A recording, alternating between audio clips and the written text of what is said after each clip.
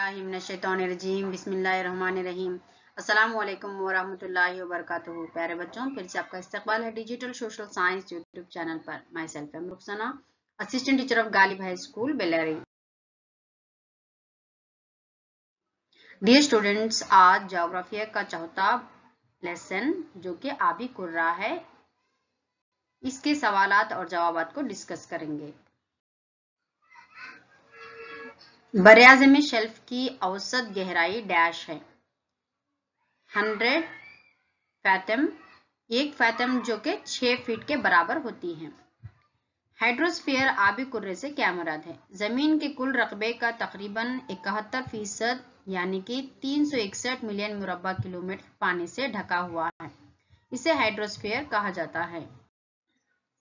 समंदर के फर्श के 4 बड़े हिस्सों के नाम बताइए। समंदर के फर्श के 4 बड़े हिस्से ये हैं: कॉन्टिनेंटल शेल्फ, कॉन्टिनेंटल ढलवान, गहरे समंदर का मैदान, समंदरी गहराई। समंदरी लहरों और मद्दोजज़र के दरमियान फर्क वाज़ा कीजिए। समंदरी लहरें आम हरकत है जिससे पानी एक इलाके से दूसरे इलाके तक जाता है, जबकि मद्दोजज़र समंदरी सतह का मियाद उतार चढ़ाव है। स्प्रिंग टाइड और नेप टाइड का फर्क वाज़ा कीजिए। लचकदार मद्दोजज़र, ये मद्दोजज़र इस वक्त होते हैं जब चांद, सूरज और जमीन एक ही सीधी कतार में होते हैं।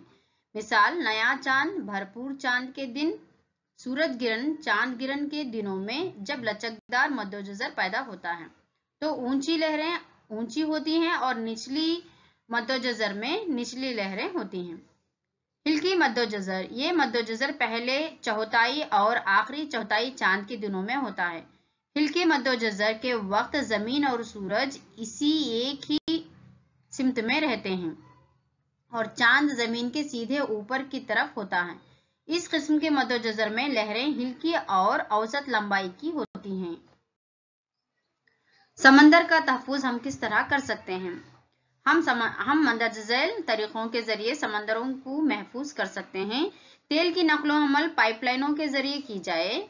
जोहरी फजला जो कि समंदर में नहीं फेंकना चाहिए। बंदरगाहों के करीब किसी भी फजला को फेंकने पर काबू पाना जरूरी है। साहिल के साथ खाम तेल के जमा होने और मादनी इस्तेहसाल पर काबू पाना जरूरी है।